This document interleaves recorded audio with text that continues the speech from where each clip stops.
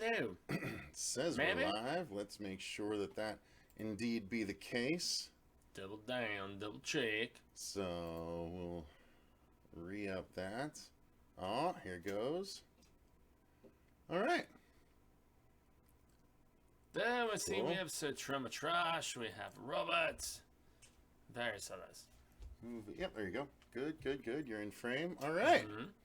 Sweet. So let's move this over here so we can see all the lovely people's comments right here. All right. So we have Mikey Mnemonic, Robert Duell, Ben Grimm, Javier Lerma, and White Tim and Angela Hardwick are all here. What's up, guys? This morning. We're going to let everyone filter in here a little bit. Movie Geek is here, along with Ms. Morning. So let's, we'll wait and see. No, Movie Geek is one of our dudes. You know this, right? Oh, yeah, absolutely. Yeah. Let me just see. All right, so we got that down there. They got the situation, they got my face in. I ain't never know my rights. I was raised by the street, so I gotta be down with Maurice Beast.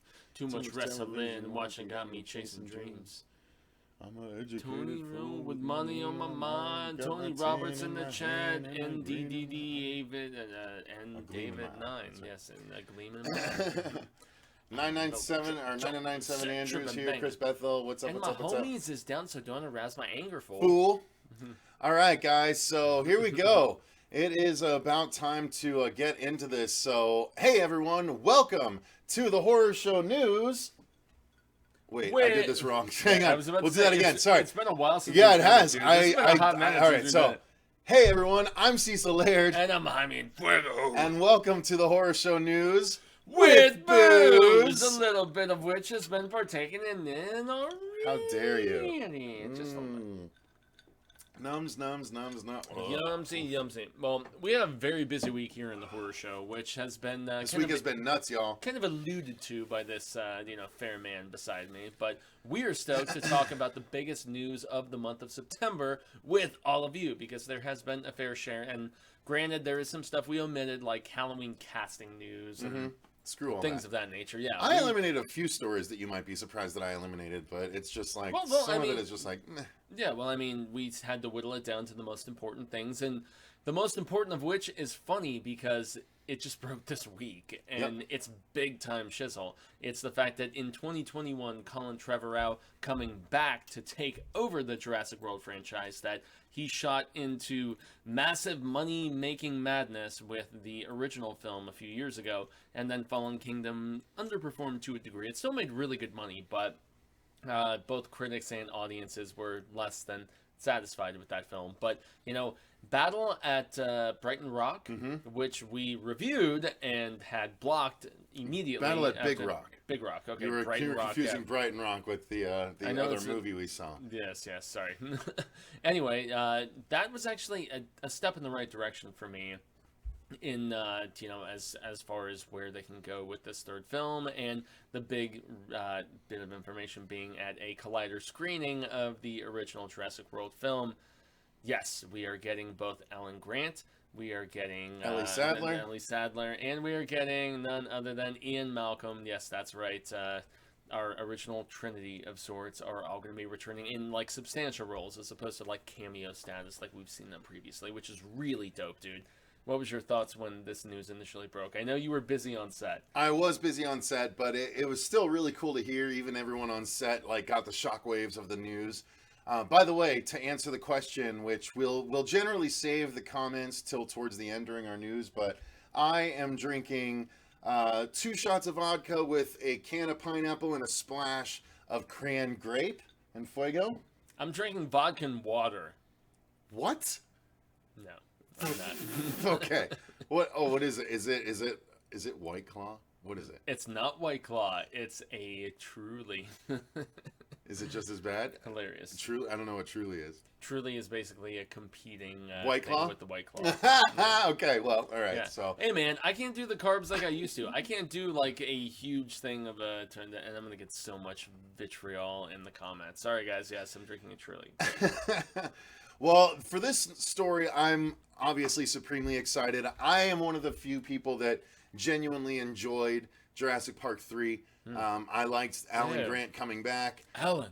Yeah, I don't care. He was in his sleep. Like, it doesn't matter that the dinosaur spoke. It's a funny line. I enjoyed it. I liked the first 2 Jurassic World movies. I liked the first one way better than the second. Fallen Kingdom was kind of a bummer, but I enjoy these movies. And so to know that this original trio is coming back to do it again, I'm very excited. How are they going to possibly trick or get Alan and Ellie back into the saddle?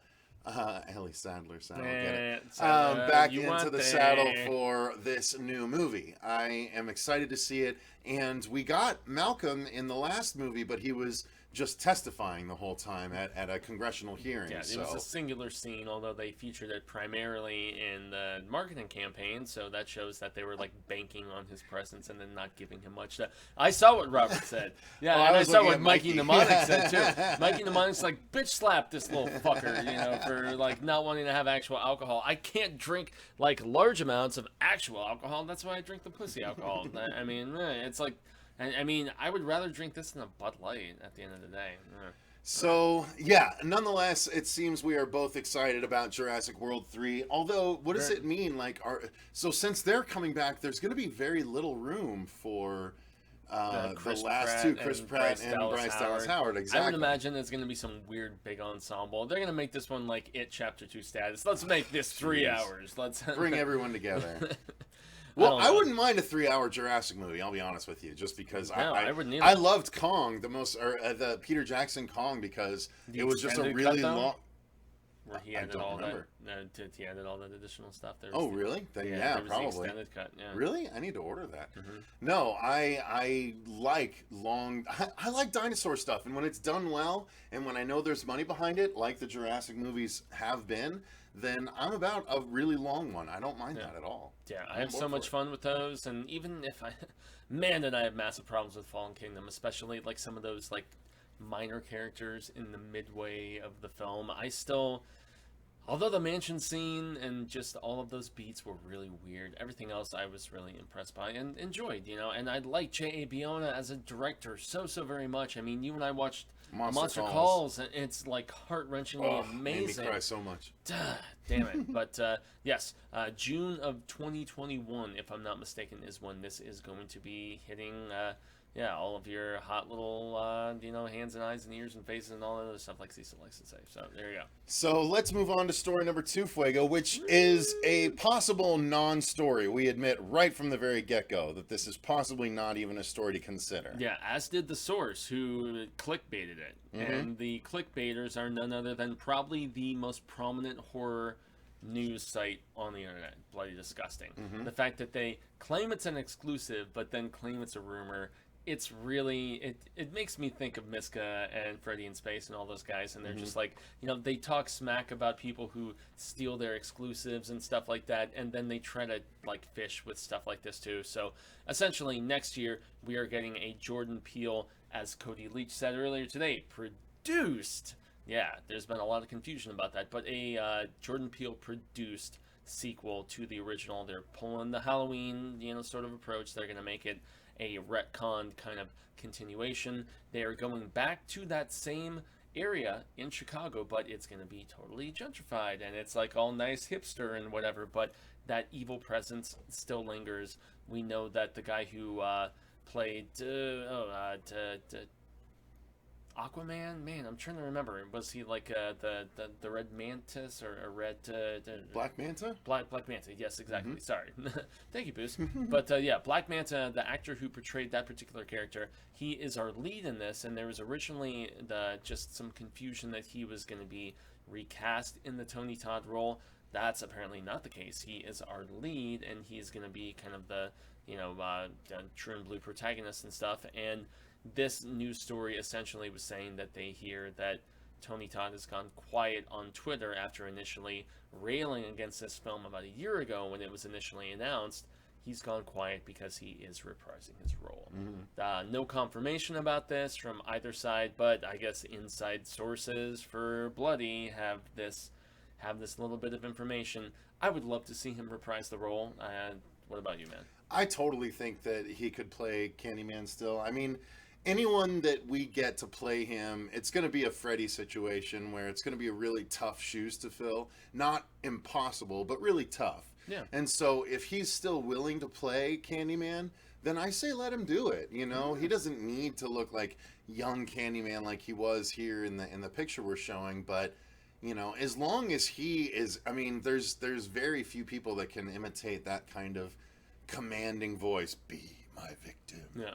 You It's know, one like, of those roles that doesn't have to look like, you know, in some youthful realm, and he just had such menace and nastiness, man. it's just so weird that, you know, it's not a female protagonist at this point, Yeah, right? which Because we had in the that was the original sort one. of empowering Yeah. thing in the first one, was Virginia Madsen really taking the power into her own hands in a few different ways. Such a babe. Oh my god. Great stuff, great stuff. And so, you know, if it's just going to be another final dude versus a slasher dude, then okay, but you know, not as exciting for me. And we've got a couple of new people here. What up, Dice? What up, Mark F? What up, Brian Clark? Dice! Tony Robinson. A lot of people popping in. So yeah, I don't know, Fuego.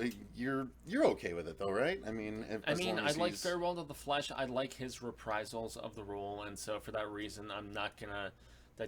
Hey man, he follows me on Twitter, and and that's my drop, you know, to appease the CPs and everybody. He was like, yeah, the name dropping and so on and so forth. But no, I've seen Tony mention the fact a few times that he's not happy about the direction of this new film, and he felt kind of just stifled and pushed aside. And it makes me wonder if some of his social media just kind of, I don't know, griping maybe got him into this project, and they retrofitted certain things. I don't know if that's necessarily the case or not, but Jordan Peele seems to me, if he's going to produce something like this, he will obviously hold Tony's portrayal in highest regard, and then maybe seeing the fact that he still wanted to be involved in some capacity, he would retrofit and try to accommodate if possible, I suppose. So, yeah. All right. Anyway, well, next story. Yeah, number 3 of our biggest September stories is the fact that M. Night Shyamalan, not only does he have 2 movies that he is currently writing, which he has given pretty much donuts for details about. They're supposed to be coming out in 21 and 22 respectively. But he also has a new series. He's jumping on the bandwagon with a new streaming service being Apple Plus. And really for me, man, unlike the Disney streaming where they've got all the Star Wars stuff and all the Marvel stuff and all these built-in IPs that have my interest initially, Apple is kind of struggling to gain my interest in really, I guess, justify why I should give them another $10 as opposed to all of these others that I already have. But yeah, there's a series that he is developing with them specifically, Toby Kebbell starring, and it's about a nanny who kind of shows up with this couple, and she's not exactly what she seems, and that's about the extent of the details. It's been very scant in that regard. But I mean, I don't know, what's your thoughts, maybe more so on the saturation of streaming is what I would really like to pick your brain about briefly. I mean, with Apple, with Disney, and on top of the fact we still have Amazon, we still have Netflix, we still have Hulu, there's Shudder, there's all of these others. I think it's a double-edged sword, right? Like, I like that it's allowing more content to get our way, so we have more good stuff than just this extremely limited amount of stuff we were getting in just the straight cable days. However, the opposing side of that is there's so much stuff that I want to watch that I cannot keep up with it all straight up right now. And it's only going to get worse. Yeah. It's only going to get much, much worse, especially when Disney launches its thing. Mm-hmm. And like everyone's got their own thing. And, I mean, it's the whole entertainment industry is starting to become like the Netflix menu, where you can go on and waste 30 to 45 minutes just trying to find what you want to watch. Oh, yeah. And at that point, you're so fatigued by it that you don't even watch anything. And at that point, you could have watched 2 episodes of something. Like, at this point, I'm committed to so many TV shows that I just don't even necessarily want to go back to them all. Like, and I have to start picking and choosing which TV shows am I okay with not continuing and things like that. And it's it's not a great feeling. Yeah. But on the plus side, again, it means there's so much good content that it's literally hard to choose what good content to watch. So again, double-edged sword. Yeah, and that's the way that I kind of feel about this too, is the fact that, I mean, the Apple Plus service is definitely going to reel me in eventually once they do this Lacey Story TV series, which is starring Julianne Moore.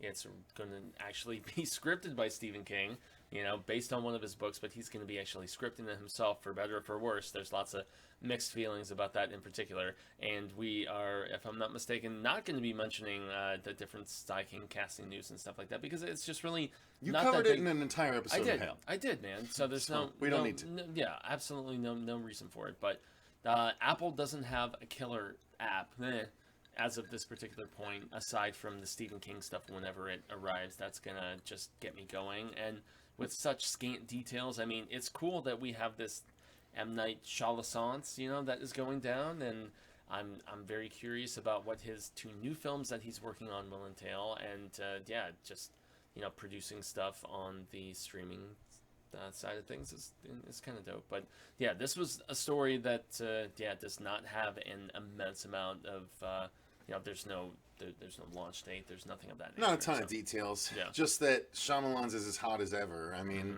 he's got a 2020 date and a 2023 date, or a 2021 date and a 2023 date. Yep. And then plus this TV series. So we're not going to see the end of the Shyamalan anytime soon. Not at all. But yeah, let's jump into the next big thing here.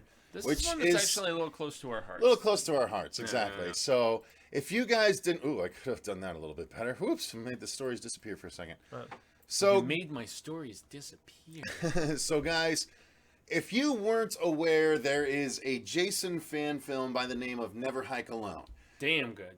Fantastic. It came out in October of 2017, and the crew behind it just launched a brand new Indiegogo campaign about 2 weeks ago, and we may end up doing a separate video on this entirely, but we wanted to catch you guys up during the news because of a couple of reasons. First, this is a really cool way to bring Jason back in a big bad way.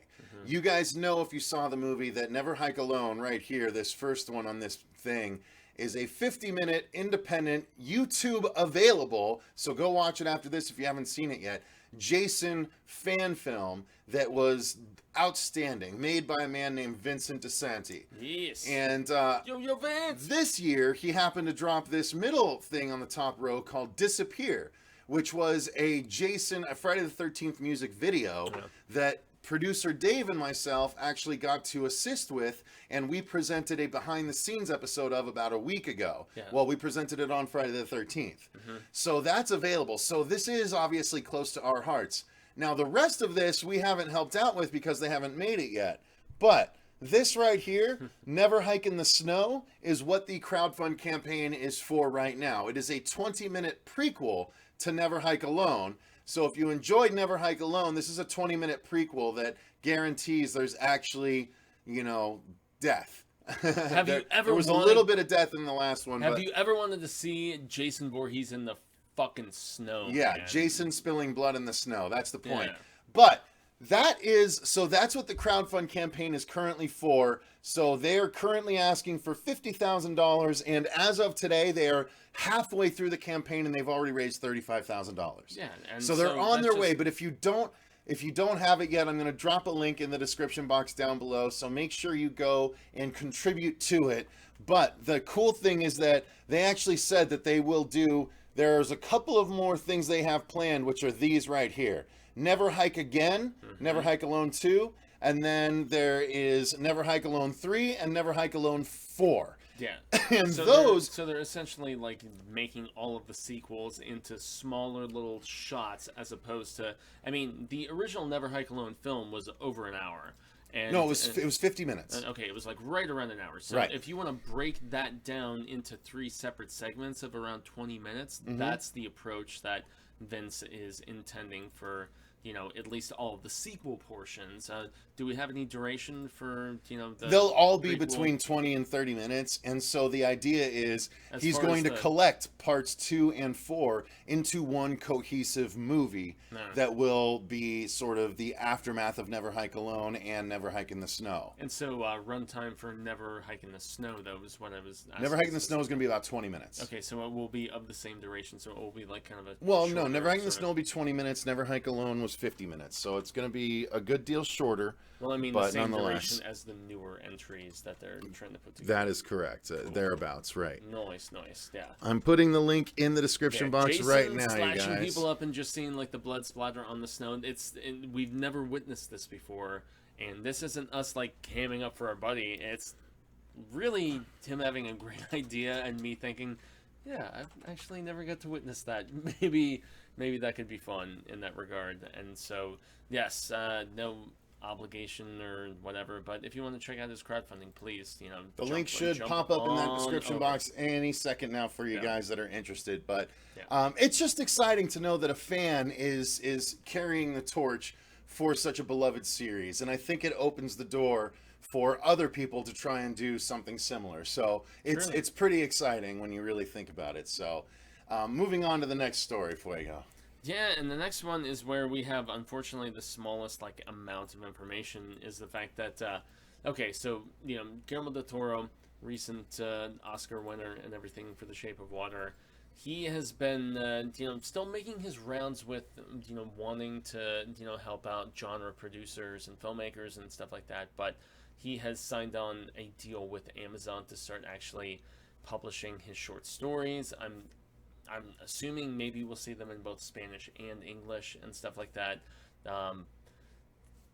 Less film-centric than that, but there's not an immense amount of details. But, amazing filmmaker. I love Pan's Labyrinth, the Hellboy output, despite the nasty budget that he somehow commandeered for that second film.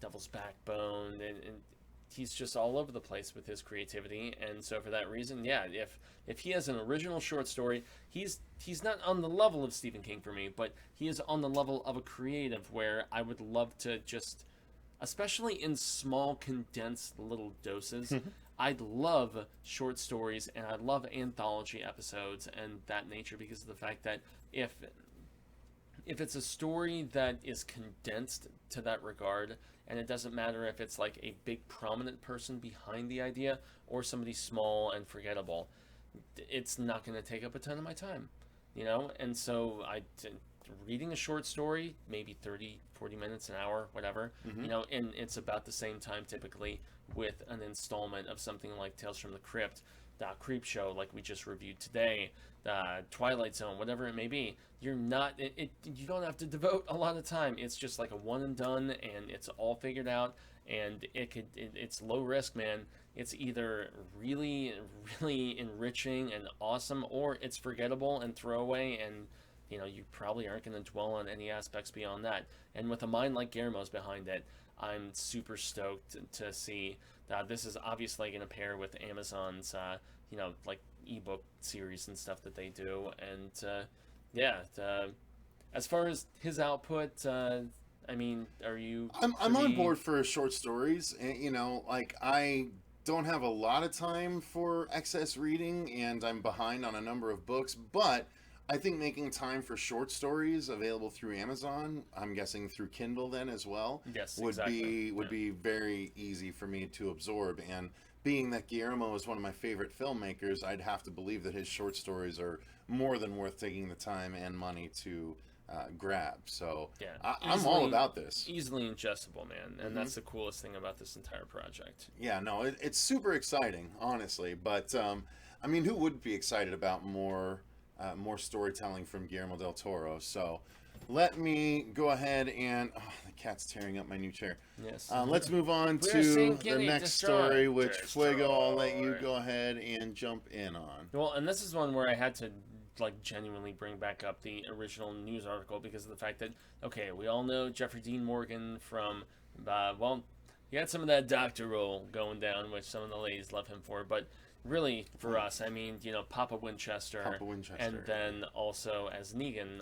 On The Walking Dead, and so he is segueing into this new film, which is produced by Sam Raimi. So yes, it's not directed by him, unfortunately, but he's not EPing. He has his like more hands-on approach to everything, and it's called Shine, and it's going to be a Screen Gems, and it's an adaptation of the same titled novel from James Herbert, from 1983.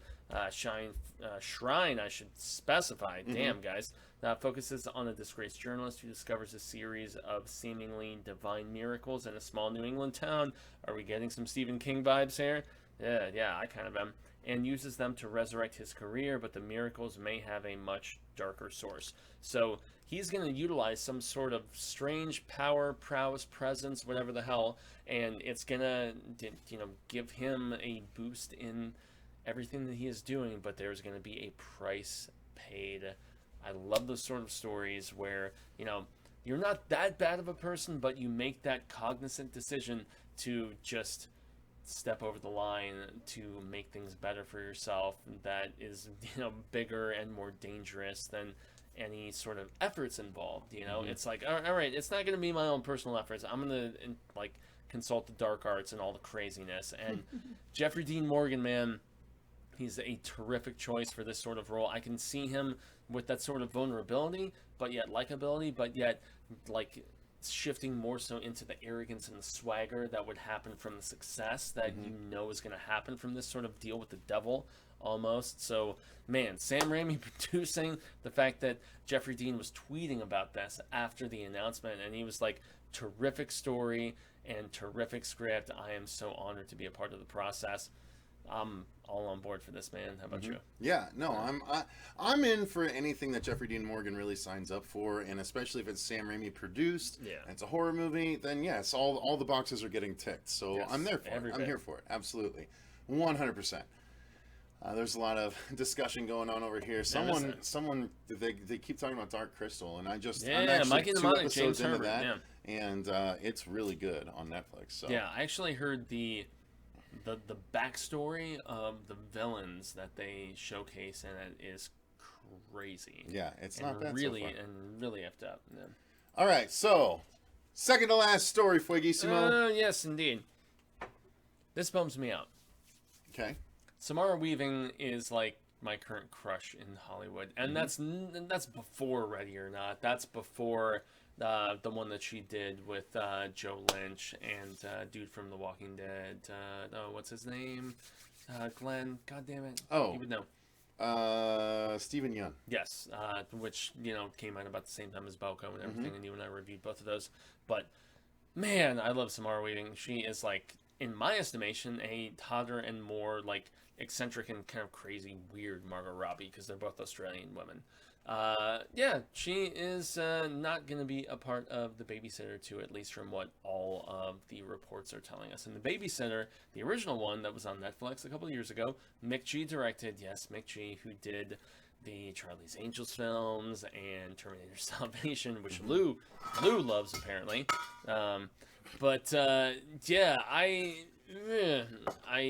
I have such mixed feelings about her not returning, and yet our lead actor boy returning, because they had the mid credits and everything. And that's obviously her being staunch about her salary or just schedule or whatever, not returning. They left it wide open deliberately, despite her apparent death in the film, to return, and shifting it to him with high school struggles and maybe some of the other cultish people, trickling through to other. It's a big mistake. Mick G returning to direct, though, which is the one thing we do have to mention.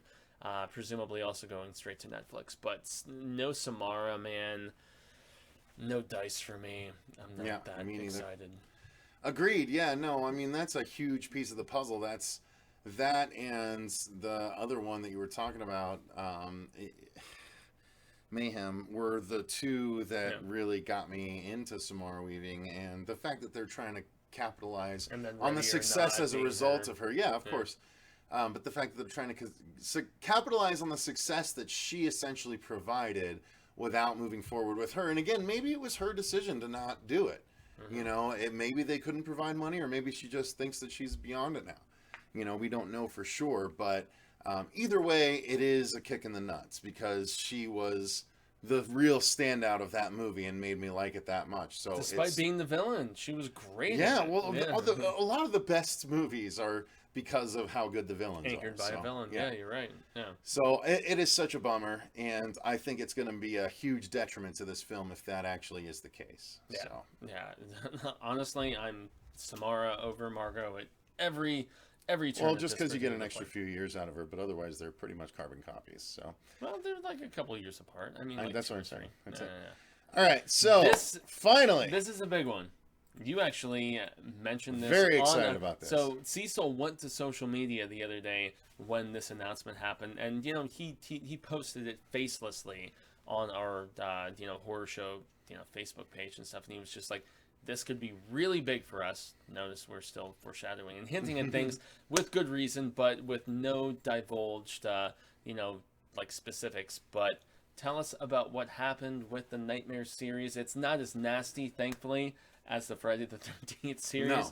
Oh, my lord. No, the Friday the 13th rights have been caught up between two entities for a long time at this point, and the battle still rages on. True. But it turns out that just last week, or just this week, really, that we found out that the rights for the Nightmare on Elm Street series that were owned exclusively by, I believe, Warner Bros. Have now reverted to the Craven estate.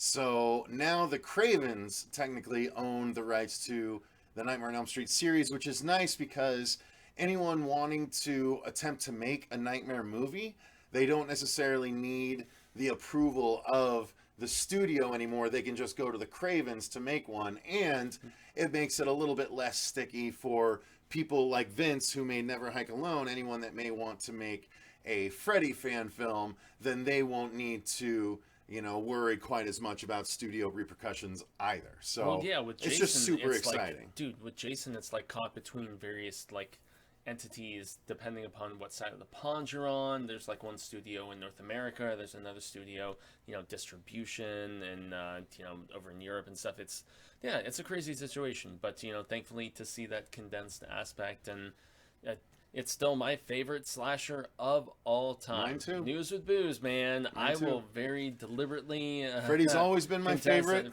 He always will be my favorite. Chucky's my second favorite, which is the controversial one for most people. Yeah. But Freddy is my first favorite slasher of all time. Always has been, always will be. He's my utter favorite. Yeah. And if we ever attempted to do something, it would probably be up the Nightmare Alley. You're tied. Yeah, I know. Exactly. It just shows how much I love it.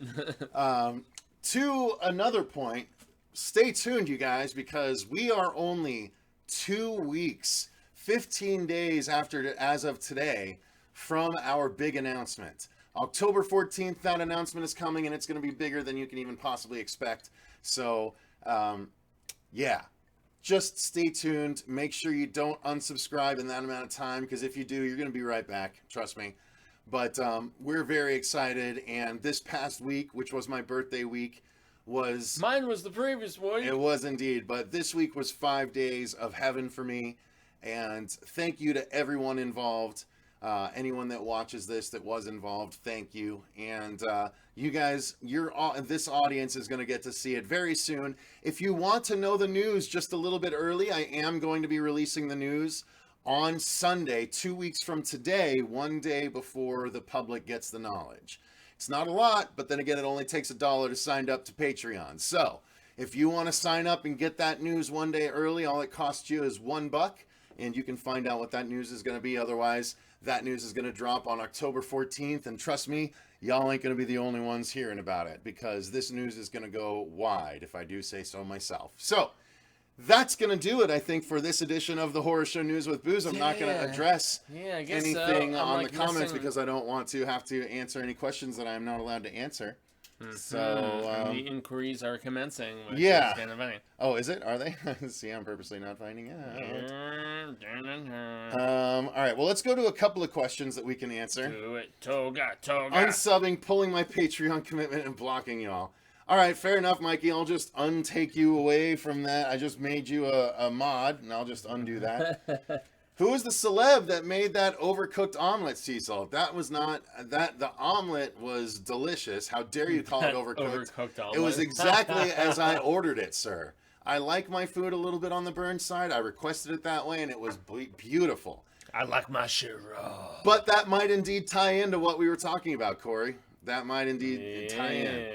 Who needs a new Friday the 13th fan film when we have all these awesome fan films coming out? I agree, The Beast. No one needs a new Friday the 13th fan film. In my opinion, Vince has cornered the market on Friday the 13th fan films, and we don't need any others, although I am still curious about Voorhees since we've been following that project from the beginning. That's why we're not making one. It's taking quite a bit to get it done. That's true. That's why we are not making a Friday the 13th fan film. There are too many of those out there. So, cliffhanger, Cecil. Yes, that is the point. Freddy is the best boogeyman by far, says Mark F. I completely agree. I'm laughing about Cecil, your drink looks fire. Yeah, you know it. Mine is empty. Yeah. Oh, all right. Fuego, address the people. Yeah, I'm laughing about the thoughts on Children of the Corn 2 by Barbecue NTWK. We filmed a review of it that we still have yet to put out, if I'm not mistaken, right? Or did we actually put that out? No, it's got to be out. Okay. 2 is out, but 3. We never recorded 3. Okay. We never recorded 3 or 4, and we watched them both. Yeah, I see. Or did we just record 3? No, we just watched 3. We just recorded 3, The Urban Harvest. Yeah. Yeah, that's one thing. Oh, yeah. We actually recorded a separate commentary this week that we can't talk about either. Yeah. That's only going to be available to a very, very select audience, but it is the best commentary we've recorded on the channel yet. Yeah, it's a film that's about to celebrate its 25th anniversary next month. It's about all we can say. That's more than I've said.